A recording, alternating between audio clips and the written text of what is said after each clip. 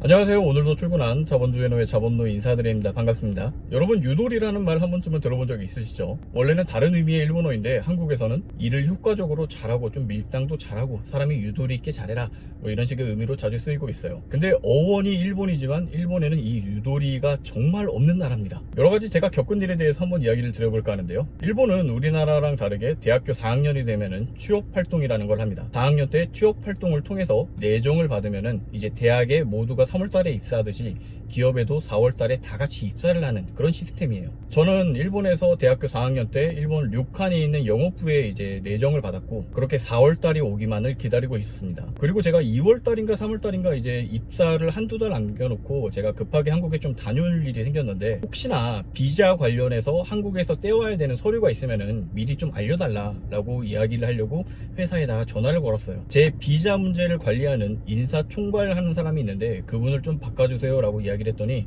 그 사람이 자리에 없다는 거야. 그래서 메시지를 남겨주겠다라고 이야기를 하더라고요. 내가 주말에 출국을 하는데 그 전까지 다른 필요한 서류들에 대해서 좀 알아봐 달라라는 좀 메시지를 남겼습니다. 그리고 며칠을 기다렸는데 연락이 안 오는 거예요. 그리고 다시 전화를 해서 물어봤어요. 메시지가 전달이 됐느냐 라고 물었더니 그 인사 담당자가 다른 지역으로 출장을 갔다는 거야. 내가 이번 주 초에 연락을 했었고 지금 이제 목요일 금요일 됐는데 나 좀 급하다, 핸드폰 번호를 좀 알려달라 라고 부탁을 했더니 핸드폰 번호는 알려줄 수가 없다는 겁니다. 아니 왜 안 되냐 라고 물어봤는데 개인정보라서 안 알려준다는 거예요. 혹시 내가 아직 입사를 하기 전이니까 내정만 받고 아직 회사에 들어가진 않았으니까 만약에 내가 전화하는 게 불편하다고 생각이 드는 거라면은 당신이 좀 연락을 해서 이런 일이 있었다라고 메시지를 좀 남겨달라 라고 부탁을 했습니다. 그런데 그런 규정은 없다고 전화를 안 해주더라고. 메시지 하나만 좀 남겨달라 라고 했더니 책상에 남겨놨다. 그냥 그걸로 끝이에요.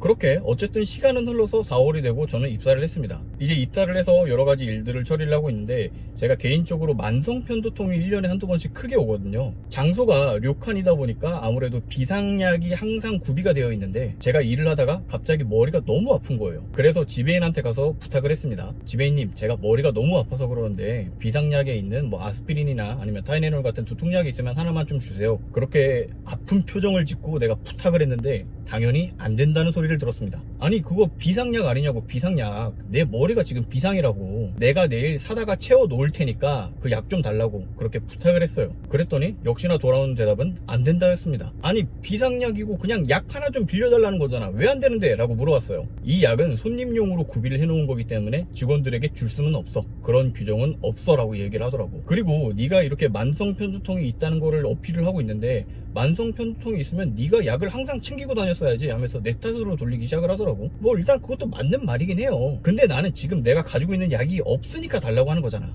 내가 입사하고 비상약을 쓰는 거를 단 한 번도 보지 못했다. 그냥 한 알만 좀 빌려달라. 내가 머리가 너무 아파서 그래. 이렇게 얘기를 했거든요. 그랬더니 지배인이 하는 소리가 만약에 손님이 지금 당장 10명이 와서 약을 10개를 필요로 하는 경우가 생길 거면 어떡할 거야? 네가 책임질 거야? 이러면서 약을 끝까지 안 주더라고. 그냥 저도 나중에는 포기하고 그냥 안 받았습니다. 너무 짜증이 났어요. 처음에는 이 사람이 나를 그냥 싫어하는 건가 라는 생각도 했었는데 이게 나중에 적응이 되다 보니까 원래 일본이 이런 유도리라는 게 전혀 없는 나라구나 라는 걸 느낄 수 있게 되었습니다. 이거는 제가 어디 가서 들은 얘기인데 일본의 어떤 회사에서 보관해야 될 서류가 생기면은 그 서류를 일단 프린트를 하죠. 그 프린트를 한 서류에다가 도장을 찍습니다.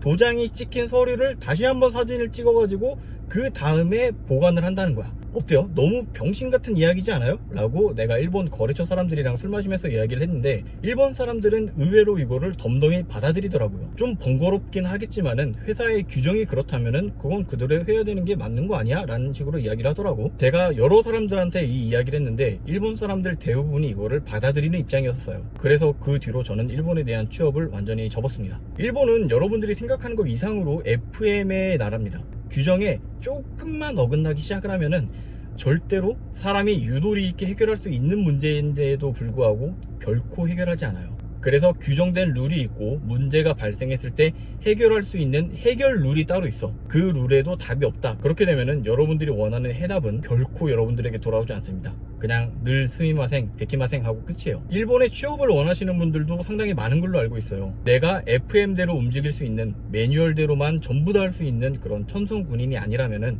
일본에 대한 취업은 한번 고려를 해보시는 것을 추천을 드립니다. 오늘 영상 여기까지고요. 재밌게 들어주셨다면은 구독과 좋아요, 알림 설정까지 부탁드리겠습니다. 감사합니다.